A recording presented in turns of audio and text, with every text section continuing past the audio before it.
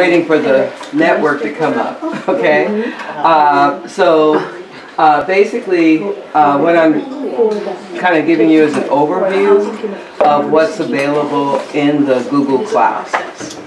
So all the different applications and things like that. Those that have user accounts would be able to use this, the PowerPoint presentation to access things on the site.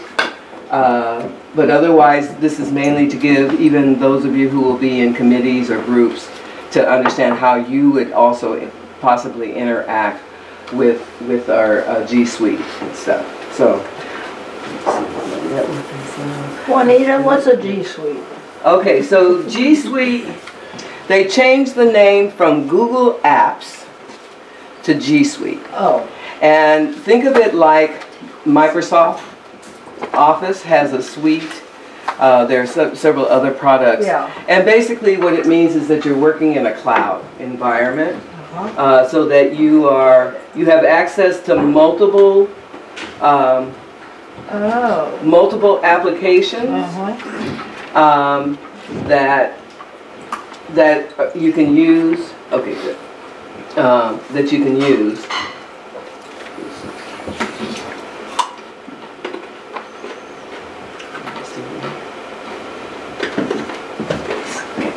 All right,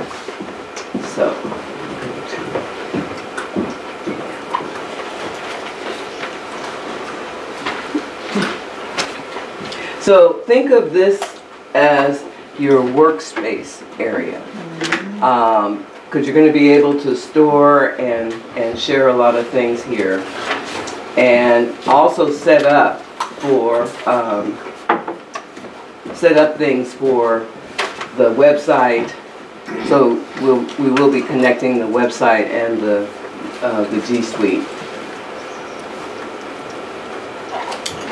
So would that be through when we have our own personal login to our website, we'd be able to get to the G Suite? No, you may also, even if you don't have a user's account, by being part of a group. So you might be on a committee, you might be on the board? On the board. Well, the board, most of the board members will have accounts. And once we switch over to Google for Nonprofits, then we could have more accounts. But the accounts are focused around your role. So, for example, Shirley is president at. Jack has 2 hats, so he's got two emails. Joyce was the secretary. Yeah, so we have a few already set up. And I'll talk about that as well. Let's see. But at the moment, you're paying for the accounts. Per user. Per user. Which is why it's limited right now. Right. But soon. Soon, we'll transition. Yeah. Soon We'll pay for it, as soon but as not Patty by says account. it's okay. Patty and Jack. Patty and Jack are the masters of the universe. Oh, so it's tied to the new entity? Yes. Right. So soon. Okay. All right. Okay, so this is our info session around the G Suite training, and as I said, it's more of an overview, because for some of you I may actually need to meet with you and we walk through the process so that you feel more comfortable and can get it set up the way you might want to. Okay, so today I'll give a very brief background, and then we'll look at what G Suite for Business offers. Now this is a basic G Suite for Business, which means we don't have everything. But again, once we become part of Google for Nonprofits, there are more services that we will have available. But we have quite a few just to start. And also some of the apps associated with the services. And then we'll also, as we go along, talk about how the League will use or some recommendations that I'd like to put forward for the groups to consider. Okay, so in our little bit of background, the League moved to the new website, which Debbie has sort of described and explained. When that was done, the new application doesn't include email, and so so coming up with an alternative to to that. And this is where I came along and suggested that an alternative and inexpensive and low cost would be the G Suite.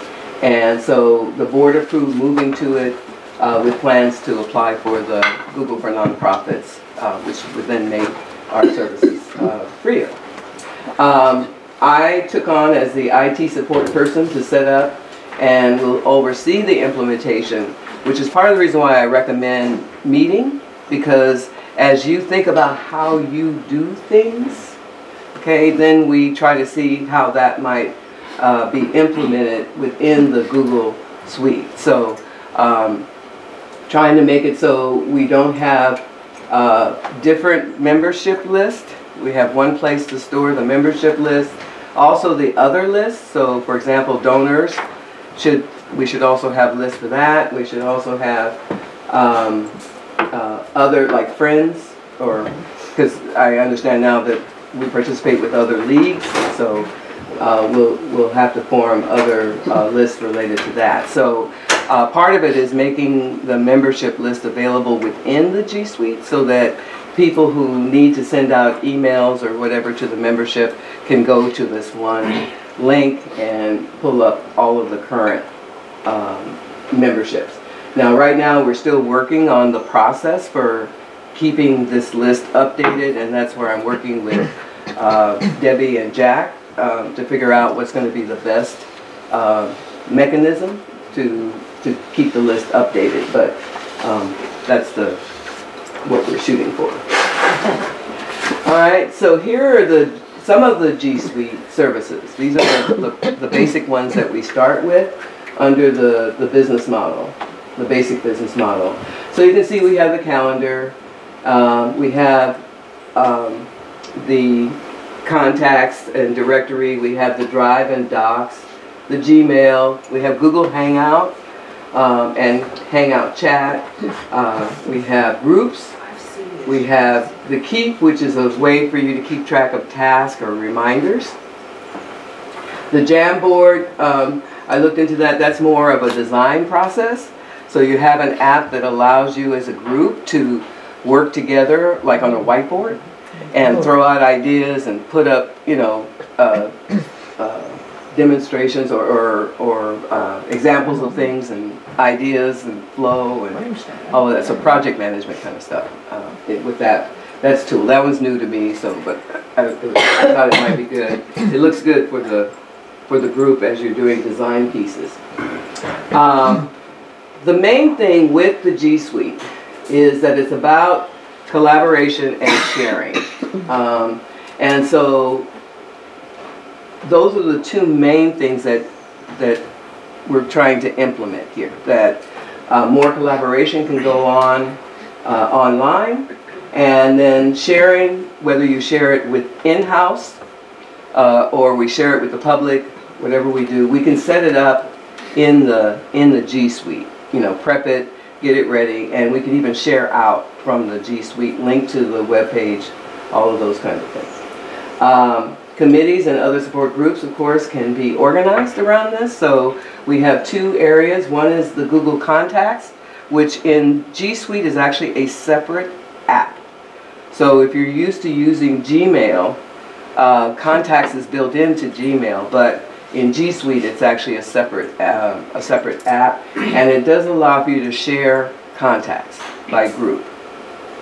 And then we have the group apps, which those with their user accounts can organize specific groups. So for example, membership can have its own membership group, and this would allow for discussions and things like that within the group, right? So any group or committee or anything like that, where it would be nice to have a space where you can share ideas and bring in resources and things like that to share out with the group, can be done in that particular app. So the whole idea is that folders, documents, calendars, sites, any other kind of app can be shared with specific groups and contacts. So you can specify who would actually see it, whether or not they could edit or just view it. Though I do recommend, unless they're collaborating, I would recommend not necessarily making them a collaborator unless they're actually going to work on the project. I use the G Suite a lot, and I found that I can send a link to someone if I want them to view it. They don't have to be a collaborator. Okay, so so that's something to consider as you're working with your groups. Anita, when you, I mean, not Anita, Juanita, Yes. when you speak of collaborating, you're meaning more that they are able to edit something, right? I mean, so that somebody who can view only could still be a collaborator in a sense as a team person, but Right. not in the definition Right. of this, No as editing. somebody who can. Right, edit. Yeah. right. To me, there's enough distinction between them. So if Yeah, they're yeah. viewing, anybody can view if you send them a link. Yes. Okay, but only those people that you want to actually have the right to edit Yes. or contribute by actually modifying the files and things like that is the only one you want to make a collaborator on the project and stuff. So it just saves a little time in terms and the number of people you have to deal with in the list of collaborators. Because if you have a large group, that can be quite a few people, You don't want them right? changing stuff. Right, and some people you like, no, we don't want them to touch it, but they can see it, but they won't be able to change it. So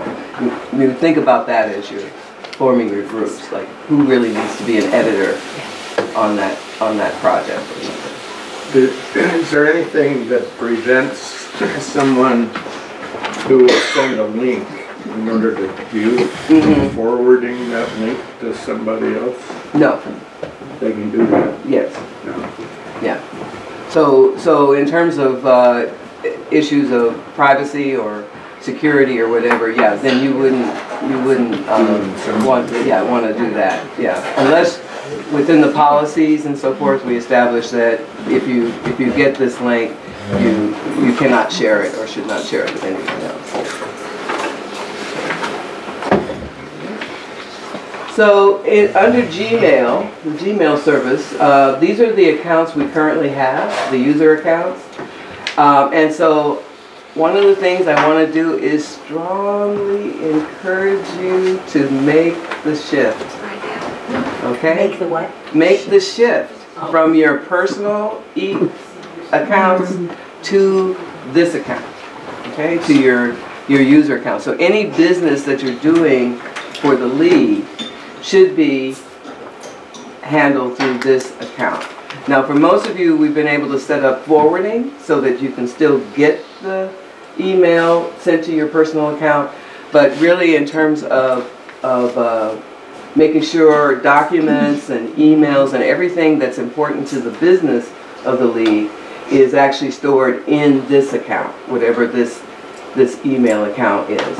And that you're also storing files in the drive, which I'll talk about a little bit later, under that account. So one thought I had, just to bring it up, is we could send out a little sort of I almost say an invitation, but an email to the members saying, when contacting these people, please use these emails. And we could send that out to everyone that's a member and let them know that going forward, please use these accounts for the actual business of the league. Okay? So for example, for me, the IT support, anything to do with G Suite, send it to IT support. Okay? But my membership stuff, actually I have 2 emails related to that, but can go to my personal email, anything related to membership. But for the G Suite or supporting the technology, please use the IT support account. So Anita, would you recommend that the board use that to contact them? Oh, yeah. Yeah, especially if it's related Most to of everything business. I do should go through my president's account. Right, Okay, right. I haven't been doing that. Okay, yeah, so that's the reason why I thought of mentioning it. A little nudge, huh? Yeah, a little nudge, especially now that it's Keep July. poking me and- because I won't forget. Right, yeah, so since we're transitioning over to the new board and all of that, it would be good to make this the sort of the beginning of the fiscal year, and here are some changes that Okay. the members should know about and are encouraged to to contact people through these emails. Okay. Yeah. It could also increase the response you're getting, because if somebody sees something from Shirley Wright, they may or may not know who that is. If they see this from the president of the league, they may open it faster. Okay. Yeah. Yeah. As a person that gets several emails from different groups, it would really help me. Better identification. Right. Yeah, and you know then it's about specifically league business and stuff. So- Okay, so what if I'm sending out just a general all-purpose notice to the members? Should I still use that then? Oh, yeah. Okay, even Yeah. if it's not business? Well, it's still business. It's huh? business. You're still doing it for the league. It's league, Okay. yeah. Yeah. Anything that you're doing, as to say, representing the league, Okay, you should use your president's. okay. thing. Yeah. And Remind that's me, way. everyone, if I send it to you on the wrong email, remind me. Right. Right. So what is the, when, say you want to send something to president, Mm-hmm. president what? What's the following? Oh, the at lwvssmc.org. It's just like yours, Oh, the okay. treasurer. Yeah, so we're using Yeah. that domain name Okay. for all of these accounts. The at, I should probably put this on this slide. So yes, the at lwvssmc.org. Yeah. Okay? Mhm. So I'll try to add that to this as well. Okay? All right. Okay. So starting to look at the Contacts app. So the Contact app allows you to create groups, as I mentioned. So you could create a committee group or anything like that for the different groups that you're working with. And so with it, I did want to show this.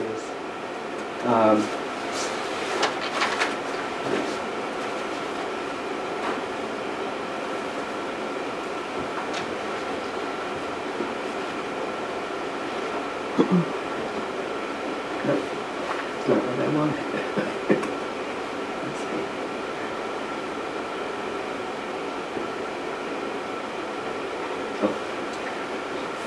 All right, so this is my contacts page. And as you can see, I have, they list, I have 152. This is not quite up to date. There's been a few additions, I think, since this. But I did create a membership group, members. And with that group, I've been able to share it. So right now I've just shared it with Shirley. So she doesn't know that yet, but I shared it with her. So this way, so this way, if you wanted to send out an email, you'll see it in your contacts list as a delegated group, which I delegate access to you, and you'll see my name under it. So that group is actually the members group. And so this way, if you wanted to send out an email or you need to look up somebody, you have it right here. So that sounds like something that Ann could use for the Yes, definitely. But she has her own list, and so I'll need to work with Ann on emails. in terms of, making sure we have everything together. But this is actually all part of it because I need to work with Jack and with Debbie in terms of what's going to be the best way for me to capture the members so that I can upload. If it's Okay. only Wow. 152, isn't that short? Don't we have a lot more than that? Yes, we do. So somebody's Yeah. missing. But, How yeah, many do we have now? I sent that information to you this morning or last Thank you. night.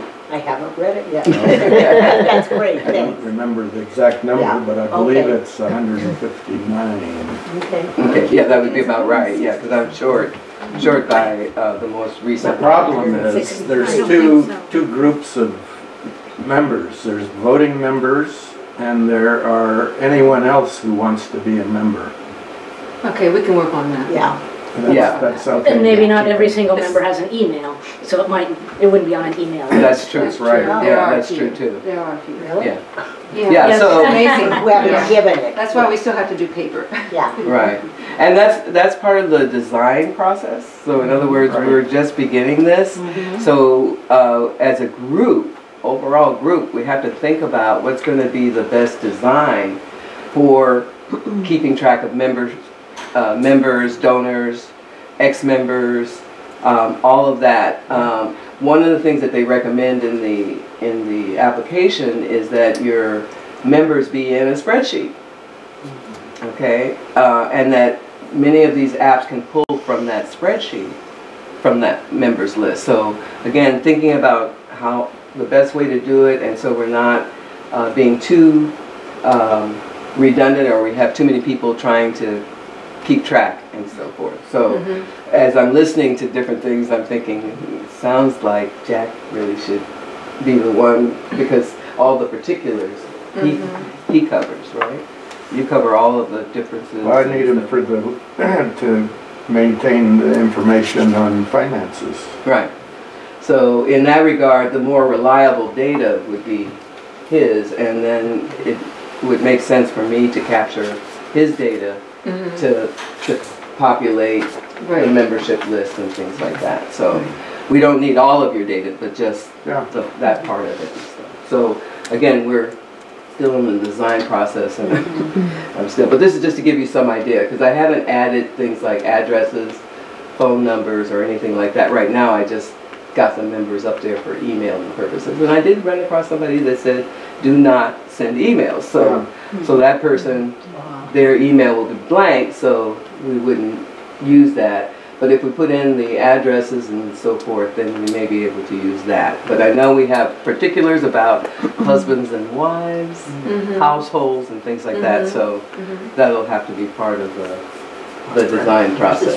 I saw that, yes. Yeah, I just sent the correction to Ian. What's that? Oh, somebody's name or something? When I renewed, I made sure to put the correct one in to make sure. So it'll be interesting to see when it flows in automatically rather than correcting it by hand. Yeah. Yeah, right now we have to do it by hand, but that's the part we're working on, is how to connect the renewal and join and all of that to the site. Okay. So you can see here where there's a new group, and once they're in the contact list, they can. It's easy enough to add them to a group, so that, for example, I created a group called Tech Committee. Let's see. Yes, here I am. So these are, I have 5 people. I still have to add Seneca. Actually, I don't have her email, so Okay, I couldn't add her. remind me and I'll send it. Okay. It's in the roster. It's in the roster. Yeah. It's in, oh, in the new roster. Okay. Well, it's not new, it's out of date, but Oh, it's in okay. there. It's in there. Okay. All right. I'll have to look there. So this is a committee I created, and all I did was go in and put them in manually in the group. You can take a look at the membership group, click on everybody that you want to add, and then say add to Tech Committee. It's a pretty straightforward process. But this will allow me to add them. So for example, I want to send an email to the Tech Committee. I put to Tech Committee, and their emails automatically populate the to category, or I can put them in the CC or the BC, whatever. They all come in at once. So that makes it easier, like for membership, where you'll have 159 people, and you put in members, and Off it goes. yeah, and stuff like that. So it just saves a lot of time and effort on this. Okay. Any questions about the contacts and stuff? All right. Okay.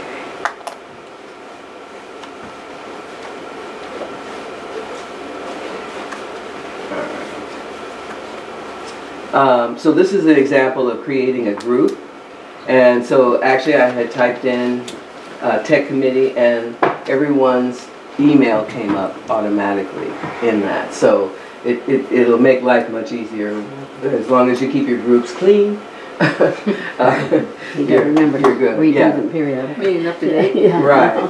And this allows you to include people who are not users. So for example, Patty, I have you in that group, and again, you came, when I typed in your name, you came up automatically. So in the groups, even people that don't have an account in the cloud can participate in the groups, and they can have access to files and folders to edit and make changes and set things up within the groups and things like that. So you will have access to and use of the cloud, but just not directly as a user.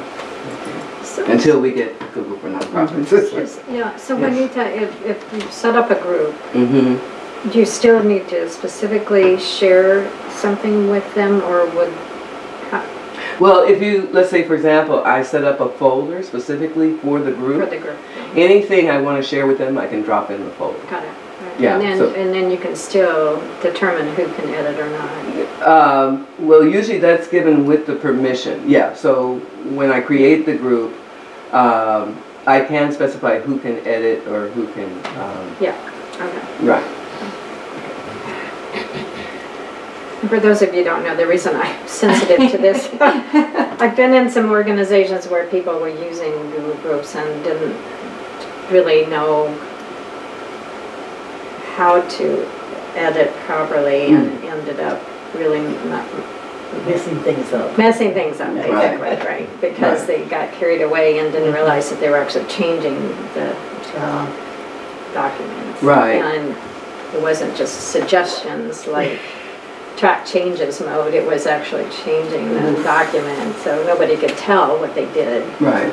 So it was hard to back it up. Yeah, that's what happened to me with Dropbox, and I was hoping Right. I wouldn't be able to do that. That's right, On that this was one. hard in Dropbox too. Yeah. Even with Dropbox, and I'm sure with this, whoever invited you to the group should not have given you the ability to edit.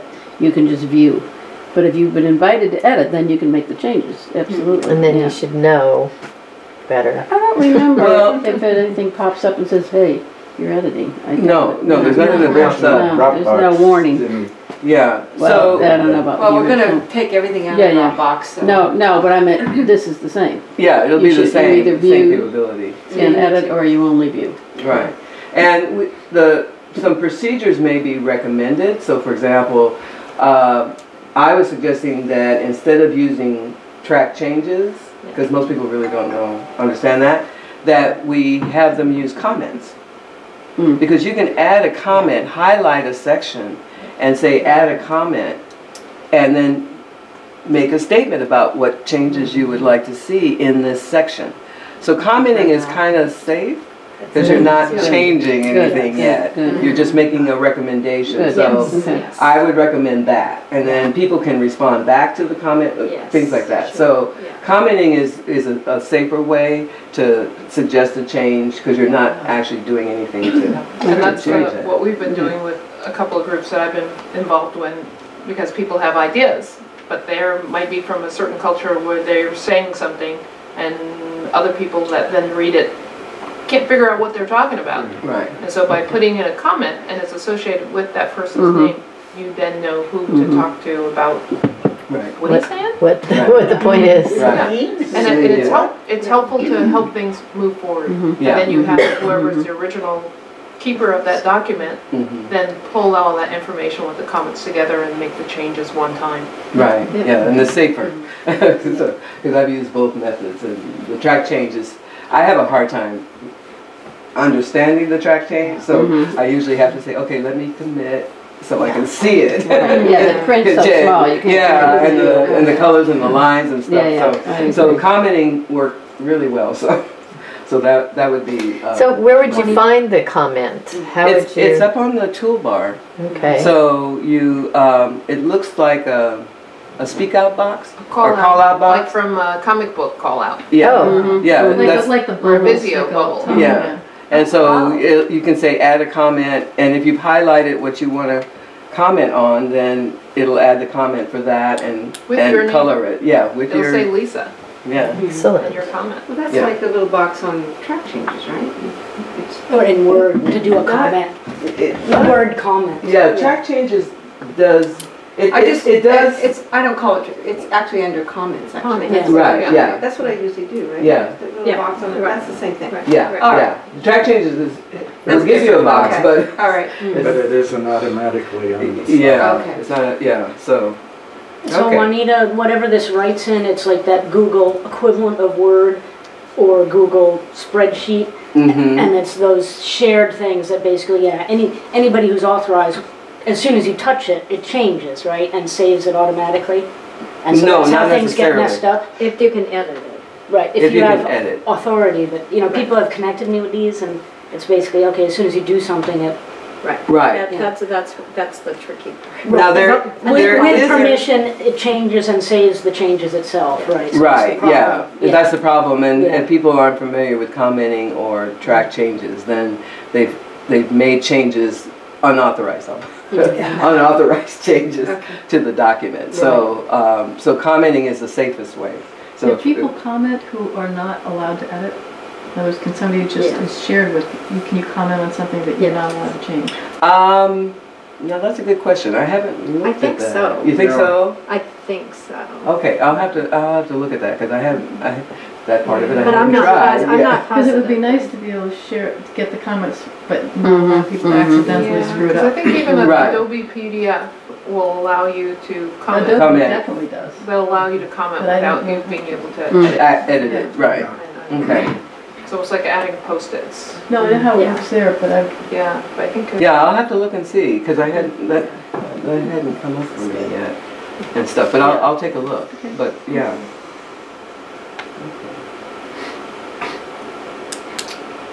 Okay. Now the drive. The drive is, well, for me the most powerful tool other than the Gmail in terms of what you can do with it. And so these are some of the apps that we have available through the drive. So we have the, Bernadette, as you were saying, the alternative to Word in the Google Docs. We have the PowerPoint alternative called Slides. We have the spreadsheet called Sheets. We've got yeah, and then they've disconnected this, but the Forms is also part of the Sheets piece. So the surveys that you were talking about, it's a way to create a survey that you could send out to members or to, you know, board or whoever, and it can be stored in a spreadsheet. So the responses to the forms can be So can it be could take the stored. place of SurveyMonkey. Is it that It good? may, depending upon what you want the surveys to be able to do. So based on what I've seen so far, I think it would work. Because you're not really doing complex analytic Right. charts and graphs and all of those kind of bells and whistles. So I would suggest trying it out and seeing it. It does have a lot of the different types of questions, you know, as I said, it will store it in a spreadsheet, the data, and similar to what you mentioned earlier in terms of the questions. So it is sort of an issue in terms of the design of the questions. So, for example, I found that it was better to have, like I was taking numbers, how many of these do you do? Let's say in a family, I was doing demographic data. And so I wrote the question so they could just write in the number. But when it came to the report, I couldn't generate a report like I wanted to in terms of how many families had this number. It wouldn't do it. So I had to go back and literally put in 1, 2, 3, 4 as check boxes or radio buttons, right?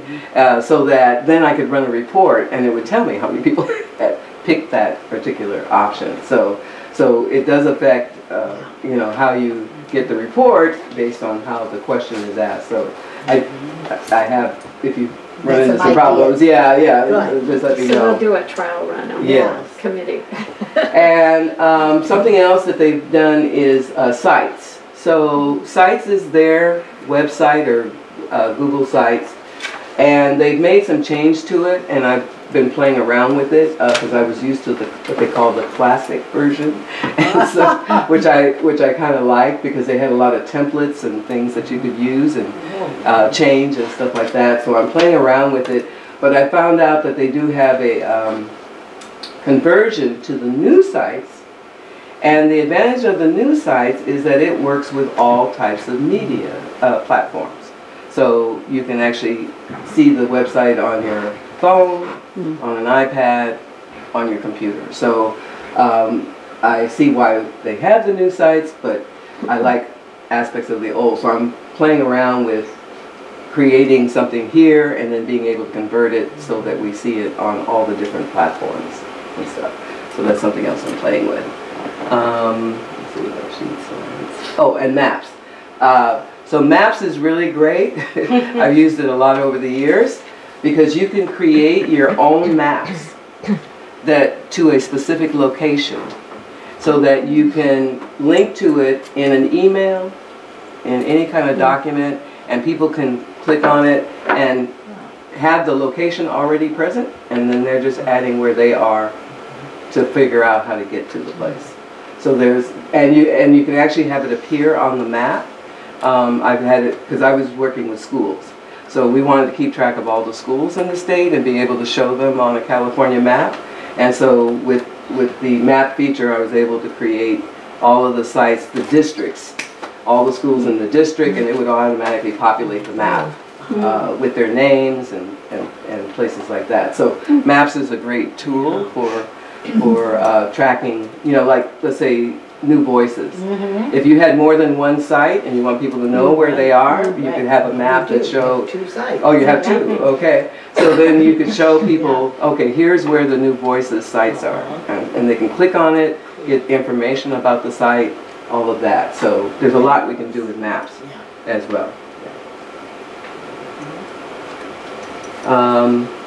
Oh, the Drive interface. So it has changed a little bit in terms of what you can see. So they have it so that you can see the files that you have recently worked on, which for me is a big deal because I keep going back to that file like 50 million times and I don't want to have to go through the directory to find it and stuff. So they have a little quick access bar which you can choose to have. It's not a default. So if you like having quick access to things, I have it up there because I do like it. And then down below is getting into the folders and files. And so I have created a shared folder for the time being. In Google for Nonprofits, they have something called a team folder, a team drive. And once we get that, then anything we want to archive or store or whatever should go on the team drive. Minutes? So that way when people leave, the files are still there. Yeah. We don't lose them and things like that. So for now, I've just created a share folder so that you can start to organize your files and folders and things like that, so that when we get the team drive, I can just Ship it. move everything over to it and stuff. But I have set up some subfolders for the share. So for example, I've already created one for the board. In communications, I put in, for example, set up the annual meeting because I got all the documents. so whatever I have, I keep trying to put it up here. So this is an example of how you might organize a folder with documents. So you notice I put numbers in the front so that this way, if people look at it by name, they'll come up in the order that you may want them to read the files, if they're sequential or something like that. So you can add numbers in front, otherwise it'll just be in alphabetical order. And these are all PDFs. So one of the things nice about PDFs in the G Suite is as you update and you create the new PDF, you can upload the version to the same location.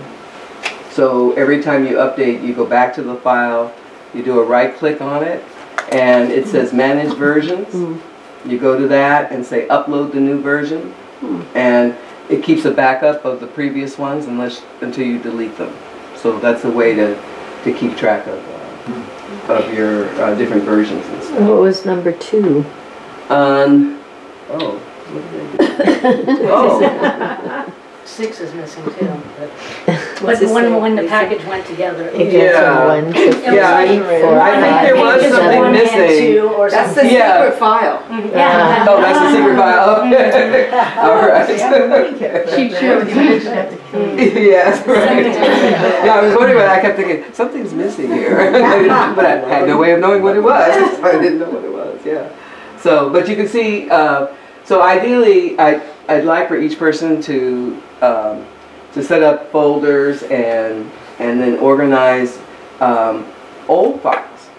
So one thought I had was if you can capture this past year, all of the voters I know are going on the website, but any other kind of document from this year, because using this as I have over the time, it was helpful to have old copies of things that I could go back to, pull up, and then either modify or you know, make changes or whatever, and then not have to replicate from scratch. So I was hoping that those who are in the different board positions can get as much up as possible, so that we can start with a little bit of the past. And do you have immediate access to this, or do you have to invite us, or something? To Just the Google Drive or the shared folder? we would have to be shared if you don't already have an account. Okay, so if, let's say, you're on the communications group, then Debbie or I would invite you to join wherever we have the folder or whatever. And I've set these up, but we can change ownership. So for example, Shirley will get to own the board. Oh, okay. The board folder, okay, so that she That would be like physically owns agendas it. and all the attachments. Right, and yeah, stuff like reports. that. Yeah, now, and I guess this would be something to put to the board if that's what the board wants to do.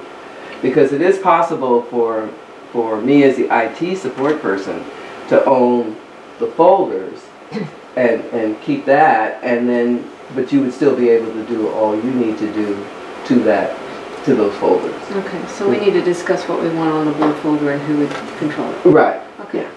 But Juanita, if I'm not, haven't been invited, I'm not part of that, I can still just go to my regular email and type in president@LWV, and it'll go to Shirley and be part of that. Okay, but if I wanted to send to the whole board, an email to the whole board, could I do that without being a member of that? If we're in your contacts, then Yeah, no, set up as groups. anybody can use those emails to send things to the board, at least the ones I have. Okay, Have user so there will be accounts. something like board@LWV Oh, I see what you're saying. ssmc.org. So that, Oh, yeah, yes. if someone wanted to talk to the board Right. somehow. Send a message to the Okay, whole that board. would be, that could be an alias. Let me think about Yeah, that. that's a good Because it idea. is possible to Yeah, do that, good yeah. Yeah. We Or like a could maybe mailing have an list. alias, Well, huh? I have a Just- mailing list, yeah, you know, just- that's Right. composed of these people. Right, yeah, and since we've been using the roles primarily, but there is a way to have certain emails that are associated with the group, but the problem may be that we don't have the right package yet.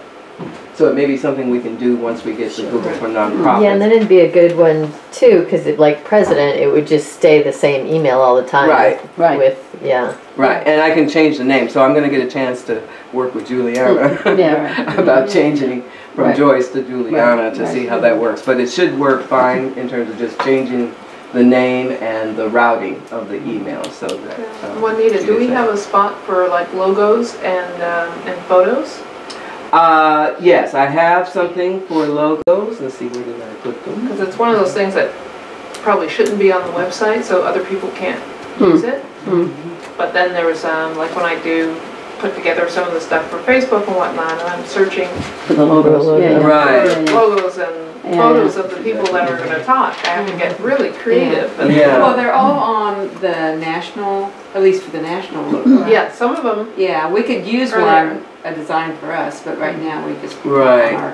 yeah, but But the photos. Try Yeah. their communications. Which you I need guess the that's space where you for. put it. I think I put it Photos for under. some of these people. And Yeah. then once I grab these photos of Photos, these yeah. people, I'd Yeah. love to just dump them someplace. Yeah, so that, yeah. You know, we don't have to redo them. Yeah. Suzanne Fouché has a lot. Okay. There's For her one. Yeah. flyers, she Photos. does a lot Yeah. of research for her Yeah, she flyers. does a lot. Yeah, so Yeah, get Yeah, we have Get a them all repository. transferred Yeah. over. Right, so I did And I got start stuff from Evan for the. some of the logos. I picked up the two that I'm using primarily, which is the one for this league and then the generic one for the league as a whole. So I did put those two up for now. They're in a special folder called Google Photos, and so that would be where photos and things go as well. So I don't have it shared right now, but because I wasn't sure if this would be something we would want to. I can share this folder with specific people, so that may be a better way to go, so that we don't have it out there just for anybody to use. But I could share specific Well, for specific communications people. might.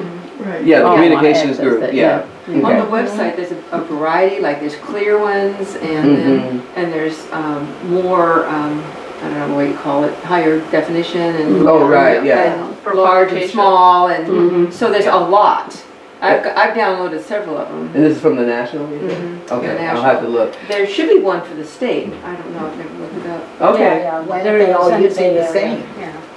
Yeah, well, depending Well, on you if want to you're- add Oh, California Yeah, or if you're doing a or newspaper San ad, Mateo County. if you're doing a newspaper ad or putting it on certain things, they need a PNG or they need a JPEG or Right. they need you to. Yeah, you can get all that stand on one online foot on the or whatever, national but site. there's different ones of the exact same one and the density of the Yeah. pixels is different. Yeah. Okay, You can right. get all of them. And Okay, so collaborating. that could be something I could start. They're gonna want Yeah, it. just go trying to pull online and them you can down. get them all. Yeah, okay. So I can add these, and then I would just need to know who should have access to the Google Photos. So, So I should as well as Rita right, for the voter and stuff. okay, Again, Probably even to Suzanne. upload some of the ones that I have. okay, so, And Debbie, and I don't Debbie. know if Suzanne's going to continue with the flyers or not, but right now Suzanne would. Yeah, she okay, needs it. could you send me the Yeah, list? I will. Yeah, that'll be helpful if I can get the list So not from to you. be like really difficult, but I Mhm. wonder whether there are two different things. There are photos, which would be by year, which would be photos taken at events, Right. like, right? And And then logos. separate for that are things that are, they're eternal, for lack of a better word. So Right. logos and things that are communication based. It feels to me that that ought to be in a different place. I would agree. Because Yeah. it's something that really anybody can use the logos who is a member. But Right, the pictures may be more Personal. protected Yeah, because they're right. actually using individual people. Oh, that's a good point.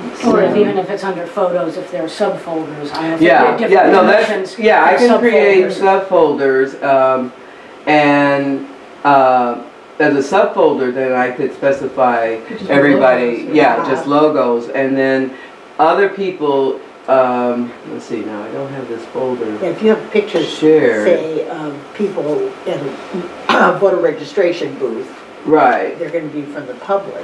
right, You're gonna handle that differently, I would And think. then we have certain forums, and I'm Uh-huh. posting information, and Okay. I might get a message or a copy of the flyer from Suzanne, but I can't grab the photos, so Right. then I have to find a similar photo uh, of that person standing alone, and, you know, rather than it just residing on my computer, I'd love Right. to stick it in a folder someplace, so if Right. we needed it again.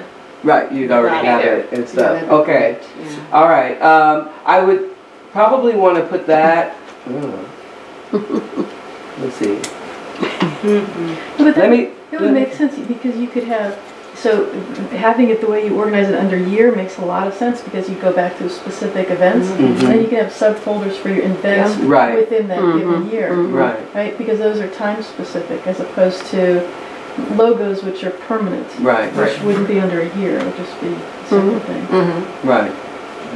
Okay, so I'll start to see how best this will work. Ideally, Rita, for example, who would you work through out of the Debbie. the users? Communication. Debbie, and okay. Suzanne, and sometimes from. And the same I thing get, with you, Barb, also? I would just be using logos, so, but yeah. Yeah, but you'd be working through Debbie Sure. under the communications Yeah. piece. Okay, so that'll be something with Debbie. See, part of it would be that she could set up the Google Photos for the different events, because she would most likely be the one to use them more often. So she could do that under her account and then share it with her groups, Yeah. okay? The different groups. So Yeah, the if she had a communication. specific folder for your activity, then she could share it with you, and then I like to another one. find, like sometimes I'll get older folder, people giving a talk for us and they're sending a photo on the flyer from like 10 years ago. I like to find one that's a little more current. Right, Whether right. they like it or not, but then I need to, I need them to be just standing alone, not with another person. Right. Yeah, so I would suggest, that would be something we could talk to Debbie about then, is having her create her Google Photos and then organizing it by folder for each group. And then that way she would only share it with the person responsible for that group, and then no one else could see those photos. That would be the best way. How can you prevent a photo that includes yourself from being tagged, from you in that photo being tagged? Well, if we're not putting out publicly, there's no way to tag it. You're talking about Facebook? I'm talking about any Anything. place that does facial recognition and sees a photo, and some people are tagged and some aren't. Yeah, in the G Suite, that's not a capability. You just Okay. have the picture, Yeah, okay? that's good. So we would only keep it internal, because the other issue of the pictures, as we were discussing, is having media releases. Yeah. And so unless, as in the case that Bernadette was talking about at Milagros, where they have a general statement, and it would probably be good to get a copy I of like that that. statement. Yes. Take a picture of it or something, Yeah, I so meant that to before I we left, but I'll can go back. have it with Yeah. the photo, so people know, yes, they did agree when they walked through the door, kind of thing, so, Like I do. yeah, so Their that, problem. that should be included, like, in that kind of a And the situation. photos I use are only at public events, like if it was at a wedding and it's a nice picture of the person, I won't use that photo. I will only use it if it was a public event. A public event, okay, That's mine. Yeah. okay. So, yeah, so that would be something I can talk to Debbie about in terms of her setting up the Google Photos and for each of the different groups, each of the different groups that are going on. And Rita, like what Suzanne does, a lot of our speakers have their public bios at Stanford or wherever, and the photos come from there, you know, or when she sends me a PDF and Like I whatever. said, I I actually use just a go more right back to their current photo. website Yeah. and say, Yeah. is this typo on their website and do we want to copy it? Yes, okay. All right. Okay, any questions about the Drive user interface and stuff? Okay. The only thing I forgot to talk about was if you wanted to use any of the apps, they're all accessible through the new button at the top left there. And there are more apps that you can access than what you see on the initial drop-down window. So there's a lot of stuff, a lot of apps that are useful. But I have to be invited to use that as a board member? Somebody will send me an invitation? You would be able to access it through specific files. So if you were, let's say someone shared a folder with you and they dropped in one of the Google Docs, then you could, and you have edit rights, then you could participate in that. Yeah. But just going to all the stuff you've been talking about? Yeah, can I do no, that? you'd have to be a user. Or if you had your own Gmail. Now this is the other part of it, is if you're a Gmail user, you have access to these apps. Oh, And so you can access it through your own personal account. And when the person shares a folder with you, it can show up in your drive. Yeah, okay.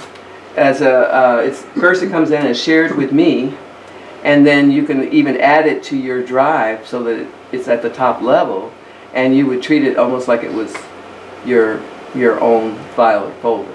So yeah, so if you already have a Gmail account, you do have access to the same kind of apps. well, I know I've used Google Drive for other boards. Mm-hmm. So does that mean I have it? Mm-hmm. that means you have it. Okay, so then it would show up Right. in that as Yeah, so- separate from right. the other ones. Yeah, so even if you, let's say, took this PowerPoint and you clicked on the links that I have, it'll take you to your drive. Oh, okay. To your Hangout, to Okay. your, whatever your app is. So if you have Gmail, you could use it and see what you have as well. And most people know it as with photos, like you go on vacation and then you share it with different Oh. people. Mhm. And so most people will recognize it because they have access to it, because they've been invited to look at those photos. They can't change the photos, but they'll know it from Right. Google. So in terms of the use of the drive, so the main thing is that currently the settings, and this I just based this on conversations at different meetings and things in terms of what I thought would work best. So your files and folders can be shared by the users either internally or externally. Okay, so you have the right to share something publicly in your account. When you do that, you can send an invitation. You send an invitation to people to access things. You will get a warning if someone is not part of the domain.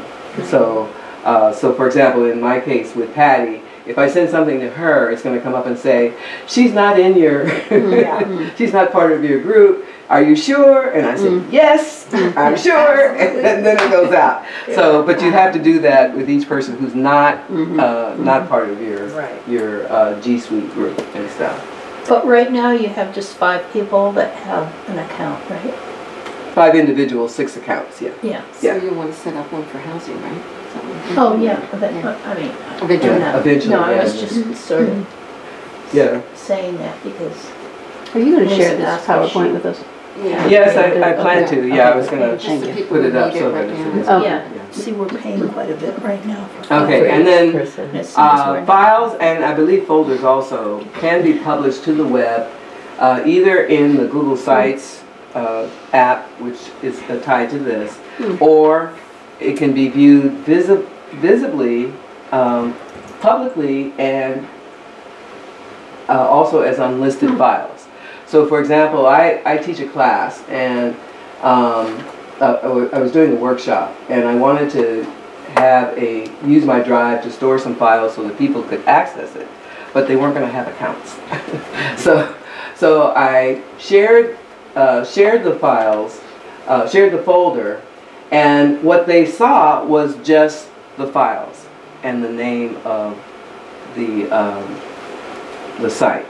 And so they were able to look at the pages, they could download the pages, all of that, but they didn't have access to the actual documents. So you can share out with people that don't have Gmail accounts or whatever. They can actually view those files just by sharing a link, and so that way they can see the materials and go back to it and stuff. Some recommendations is that, especially for the collaboration piece, there's a setting in the drive where you can set it to change the format to Google Docs so that it converts the file from a Word document to a Google Doc.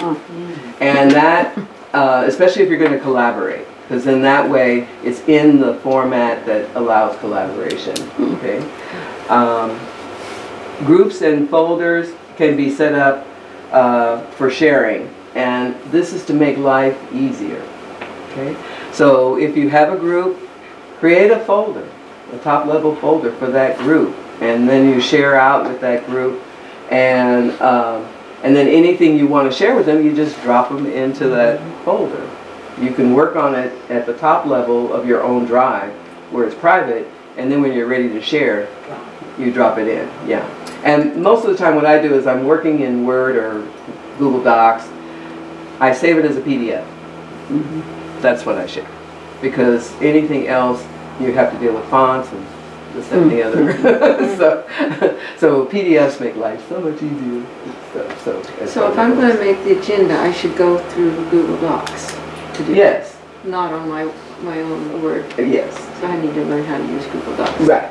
Yes, yeah. So it's actually fairly easy, because I generate, for one of my boards, the agenda all the time. So I have a copy, and it says, okay, like today, July 11th, 18th. So for the next month, I make a copy of that one and just make the changes. Because it's like a template, right? Yeah, and so it makes life easier because everything's already in place and I just make the necessary changes. So that way you can just keep making a copy. Well, that's what I do on my own computer. Okay, so, all right. You, so, you can so still do that if you feel more comfortable working in Word, first because you're used to it right now until you get more comfortable the other way. Then you can just upload that into Docs. So you can still do it on your own computer and then just upload it for everybody else to use. Yeah. So you can go. Well, I really ought to jump in and do this. It's just that there's just so much. Yeah. Well, the other advantage to that is that then you have it backed up on your computer as well as having it in Google Docs. And Mac backups It's worth Okay, always. I usually try to have at least two. So 2 backups to almost everything I do because you just never know, you know. So so you could still continue to do that and then just upload it. Yeah. So that would be another way. So you have to figure out what works best for you. Okay. And so since this is a large learning curve for some, right? You can do it a bit at a time. You don't have to do it all at once and stuff. The main thing is using this site for storage and for setting up for the websites and stuff. So otherwise, you know, you may still want to continue creating the files the way you have. And if you can use PDFs for saving it and stuff, then I usually do that quite often. I convert everything to PDF to upload it and stuff. So. One quick other question. Do I have to load something separately if I want to do something on a mobile phone? Do I have to load the app Docs? Oh, I had to load Drive. Yeah, you do have to load Docs on. Okay. No, Docs is part of Drive. So is it Once part you of got Drive, yeah, you've got everything. it's part of the Drive. You know, the Okay, spreadsheet, look the at it. Yeah, so just look at it. all You should that see a stuff. new, and when you go to new, you should be able to select Docs Oh, it shows up. under that. So all these apps, I'll look at it. Okay. yeah, all those apps are part of the Drive. The big machine. Okay, I already sort of talked about the share folder and being able to save. And this would be a good place for all your templates, your archives, as we talked about the logos and stuff like that. So. Now, Juanita, do you like Google Docs? I mean, if one were to develop some templates, is Google Docs a good thing to do it in, or is Word better? Or do you not care to comment? Okay, for templates, I still go back to Word for things that are a little bit more complex. So for example, I like to use tables because it's a great way to organize in a file. And sometimes when it goes up, it's gotten better, but sometimes when it go up, the table would be up or things were not where I had put them, okay? So then I'm like, okay, so this doesn't work so well. So I go back to Word and create the PDF and then upload it. So you kind of... Because I haven't really liked Google Docs, but I thought maybe that's my prejudice and the learning curve would be worth it, but not yet. No, actually it's gotten better. It's actually gotten better. I don't have those problems as much as I was, let's say, last year. So, but they are improving the apps. They're not there yet. Okay. Yeah, and if you're into desktop publishing, then I would still use Word or Publisher. So when something is added to a group folder, would everybody in the group get notice that something's been added? No, not unless so they have to go seek it. Not unless they subscribe to changes in the folder. Yeah, so it's not That can happen. Yeah, you can always send out an email to the collaborators from within the file if you want them to know about something. Usually, I'm sending an email out about a document I've uploaded to the Drive, and I just add the link, or I send the collaborators email. Okay, calendar. Okay. This is another great tool. For each of your groups and committees, you may want a separate calendar so that you can keep track of specific events that are specific to your groups. They can be the user can create and share calendars, The invitations can be sent out or not, if you don't want to send it out. Indicators will let you know again if the invitation was accepted or not. Okay.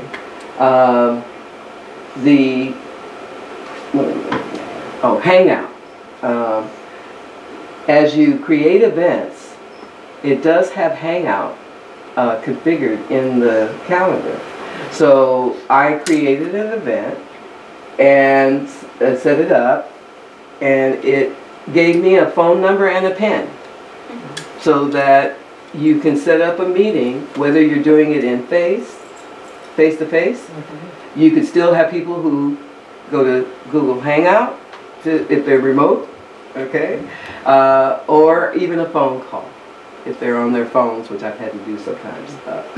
I'm someplace else and I can't get to the meeting, so a phone call was the best I could do. They have a phone number for that. So this way we have that capability. So when you say they have a phone number, that isn't something that you, as the person who's setting this up for yourself and the group, provide?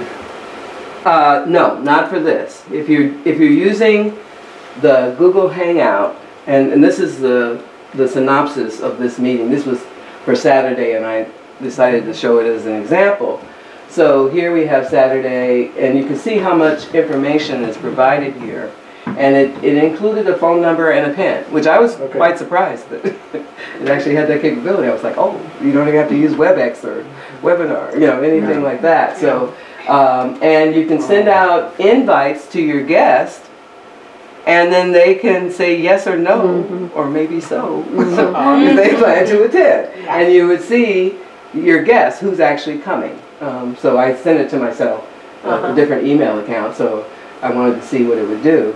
And so this way, you can do something similar to like an Eventbrite, though it wouldn't be as fancy. But essentially you get the basic essentials, right? You've got the meeting, you've got the time and place, there can be a link to the map on it. You get all of this set up for you, and then people respond. And you can even go back and resend another email to the guest before the event, that kind of thing. So it's like Eventbrite. Yeah, very much like it. It's just not as fancy, but it accomplishes the same basic things. And Suzanne would be delighted with that. Yeah, you can attach an agenda to it. You have a description you can put in to give them some information about the meeting, that kind of thing.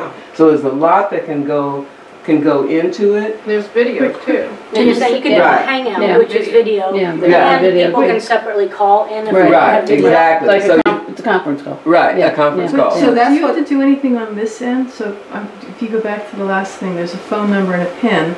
So let's suppose, Kathleen decides, well, she's going to call in remotely. She calls that number. If you're hosting the meeting, do you need to do something so that when she calls that number, it's connected locally? They usually, with most of those services, when they call in, if the meeting has started already, then they usually automatically drop you into the meeting. But I mean, if it's not, let's suppose it's not a phone meeting. Oh. Right, so I've done these where everybody's on the phone. But let's suppose this is a meeting, like we're meeting here, but somebody couldn't make it here. So they're going to call that number. They'll be on your computer. So the computer has to be open and on to something, I assume, for them to hear and for it to all. Right, or unless you have a phone where you call that number and their voice is coming through the phone. I would almost do that as opposed to having them use the phone sitting on the table. Right. You need a phone on speaker here that also calls in at the same time. That's all I'm saying. There has to be a host. There has to be a host, yeah, in order for them to get it. So normally the assumption is you are using your computer and you would activate your mic, your speakers to hear somebody speaking. But sometimes there are clashes. And so I found that sometimes having, usually I've been in conference rooms where they have a phone, and you just call into that number and you can hear them that way. So you don't get the feedback from the computer, which is one of the issues. So that was gonna be my question for board members, for board meetings, once in a while, there'll be someone who has to call in. Right. So that would be the preferred method, is just to continue calling in, not go through here. You could do it that way, yeah. I mean, if you'd rather have them call your number and call you directly, but this gives them a number where everybody can be on the same. I don't know if you're. If you mean if there's more than one person calling in. Right. So let's say you have 5 people, and they're all going to call in and stuff. So And so then they come through the computer. either through the computer, or if you use a phone to call into that number, you could hear them through the phone. In other words, from if you're hosting it here, you would call in as if you were somebody else remote. Right. Everybody calls into that number, and everybody can hear as if it was a one-to-one connection. Yeah. And how do I get that on my phone so I can do that? Through You this? just call it. Call that number. Oh, so this is a different number? Yeah. This Oh, I see. I You can't, see. okay. Yeah. Gotcha. So it's a different number, but it allows you to connect, and then everybody, the 5 people who called in, could hear each other. Yeah. Could hear Hopefully an each other. occasional one. Yeah. So where does the PIN come in? The PIN comes in as your access to the meeting. So you call the number, and then it'll ask you to enter your PIN. And so you put in the PIN, and then it'll connect you to That runs in here as opposed to some random place. Right. So this is what I should do if someone says, I can't make the meeting. I should send them one of these. Yeah. Yeah, well, if you've invited them, they would see it. Well, the But board when you meeting, invite the board. Yeah. When you invite everybody to them the board meeting, Oh, I then have that to would be part of it. invite everybody every month. Well, you send the agenda, no, but you send the agenda to everybody, so that's Yeah. the invite, Yeah. sort of, yeah. Yeah, you send, and you invite them. I need someone to hold my hand on the next one. Yeah. Yeah. Well, actually, I'd like to, you and I have help to get me set together. that Yeah, up. yeah. I'll get all We the need to information test- together and Yeah. Practice. then I'll call. Right. Yeah. Yeah. So I think it would be good for us to practice with your next First board 4 meeting. times. Yeah, and see how it works and stuff. Don't go on vacation, Juanita. But you going can to see, right? But you can see. Because in August we have the retreat. Right. Okay. Yeah. So you can see how powerful it can be in terms of setting up meetings and things like that. You can share your calendar. So, for example, you'll notice I have it as board meeting and events. So this calendar is specific to you, Shirley. Okay. And so at some point I could make you the owner Okay. and all of that if need be. Okay. But this way, everything related to the board and events and things like that could all go on So this calendar. at the retreat, when we're setting our plans, we're making plans and setting the calendar, can I Yes. open that to have the whole year? Yeah. And then we can. Yes, because right now I'm just looking at it as a schedule. Okay. I'm just Would looking you at like it to as a come to our schedule. retreat, Juanita? Yeah, please. Please. Okay. So here's how it normally looks as a calendar. So you can go in and this little plus down in the right hand corner, you click on that and you set the dates and the time and the place and everything you want. If you want the hangouts, and that it doesn't hurt to have the hangouts automatically, just in case you have people who can't come. So it'd be kind of awkward to just be like, what about here? No, maybe we ought to put it there. I mean, changing it and working around with it during the meeting. Is that? Well, you can delete it. It's easy to do? Yeah. Yeah, you make modifications as you need to and update the events as you need to and things like that. Like, let's say you put in 5 people and you realize, oh, I forgot somebody. You can go back and invite them. Okay. And they'll get the invite. So this, it's, as Debbie said, it's a living document kind of thing, so you keep working with it and improving on it and stuff like that. So could you bring up the year for people? The year, oh, sure.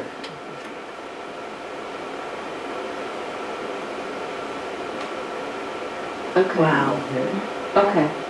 Okay. So that may be what you want to do when you're eyeballing dates. Yeah, you can click exactly. on the date. Because and then- I downloaded a big paper form and I was going to copy them and Oh, okay. put them up. But this will be a lot easier. Oh yeah, this will be a lot easier, yeah, because then you can view it in a variety of ways, Yeah. yeah.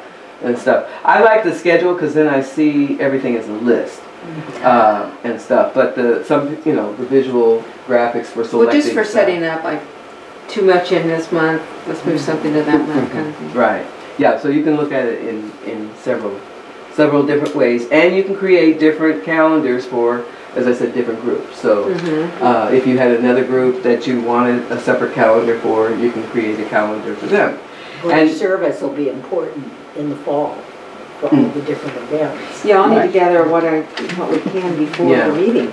Right. So everybody think about what kind of calendars you might want, and then so in your cases, again, Debbie could set up the calendars for the groups and have one specifically for each committee and stuff like that. Yeah. Okay. Any other questions or? Oh, there will be many. Yeah, Oh, yeah. I'm still unsure as a board member who's not been invited to be a part of it.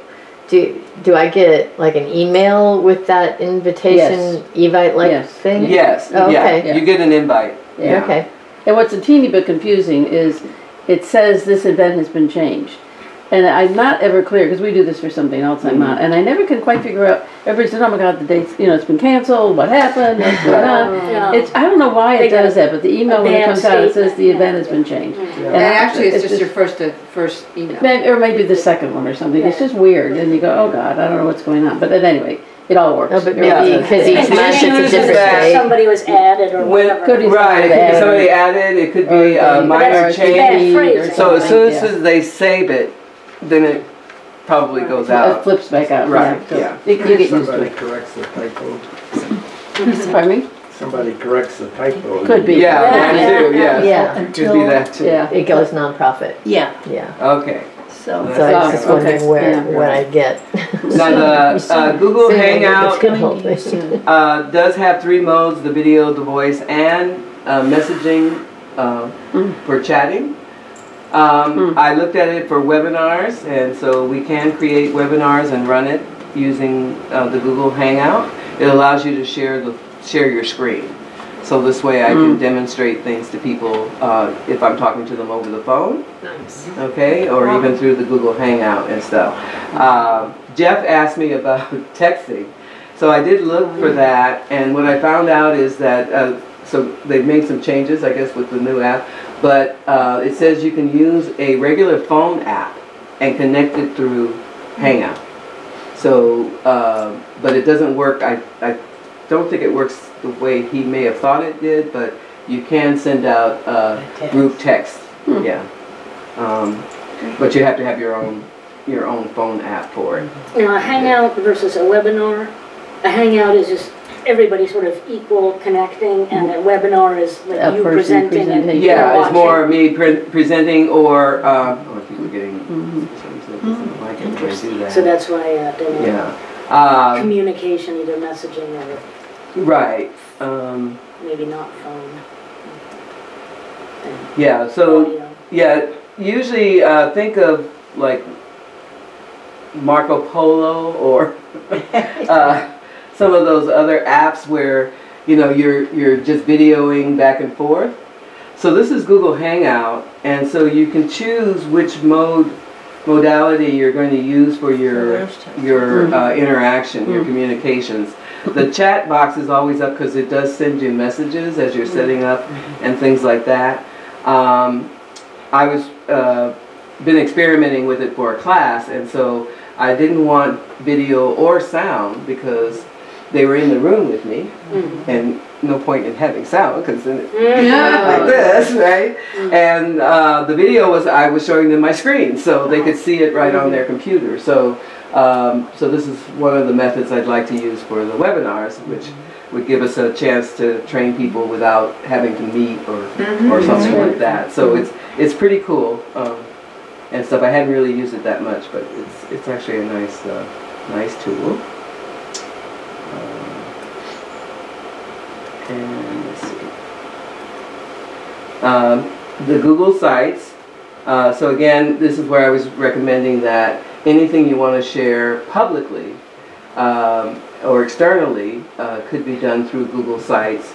and committees, members, and other leagues, and then the public in general. So Debbie is putting quite a bit on the website, but there may be some things that don't necessarily have to go there that she can link to without having to put everything up on the website. So over time, you guys will think about that, okay?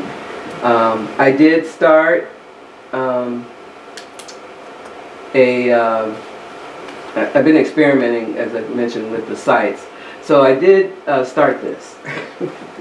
I took an old template, this is the classic model, and I started working on this site for training, because I thought, based on these info sessions, that not only the people who use the G Suite, but those who may be using it externally need to know how it's being used and all of that. So I thought I would use this as the site for setting up training and setting up the policies. If we set up info events, there's even a schedule in there. So to start to create a site where people can go and learn specific things about the league.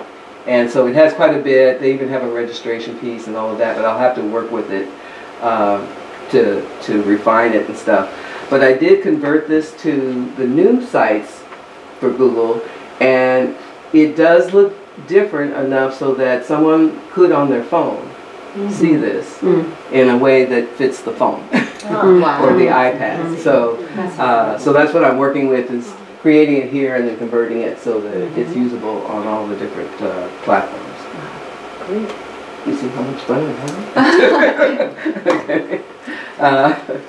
All right. Jumping up and down with excitement, and I'm I know. down with intrepidation. Yeah. So please contact me. Feel free to email me. I check my emails like every day, first thing in the morning. Usually right after I have my coffee and toast. Okay. So if you need additional training or would like to add or think about setup in terms of how you're using it and so forth, feel free to contact me.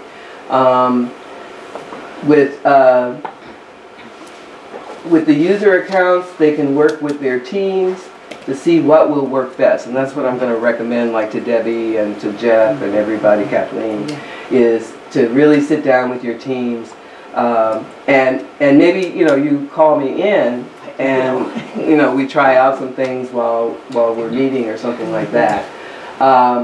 Those without the personal Gmail accounts, their own personal email accounts, will see things slightly differently. But those with Gmail have the advantage of being in a similar environment, so they have a lot of the same tools in that environment. So it makes it easier for them to integrate their personal with the league in a way. Okay? So that's my presentation. Thank you. And please feel free to email me, okay? Because I answer questions and check on things every day, so. Wonderful. Thank you. Thank you so much. And I have to run out because I have to be over at Stanford in 10 Well, minutes. with that, I just wanted luck. to thank everybody for coming. Are there any more comments or questions before we dismiss? Yes. I have one thing. Barbara asked a good question just when we were breaking for lunch, and that is, since our dues will be tax deductible when we become the 501c3, the question about when should we donate or pay dues, I would suggest wait a week or two. I will let you know as soon as I know. Okay. When things, that might be my first message using all this. But it should be soon. They usually turn around things fairly quickly, but But don't get in this habit for next year, but this year defer. That's exactly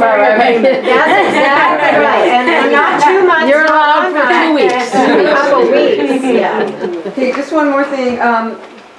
If you, please contact your predecessor if you have any questions. If you can't reach them, contact me and I'll help you answer your questions. And thank you, Kathleen, and Patty and Juanita and Debbie's gone and Lucille's gone.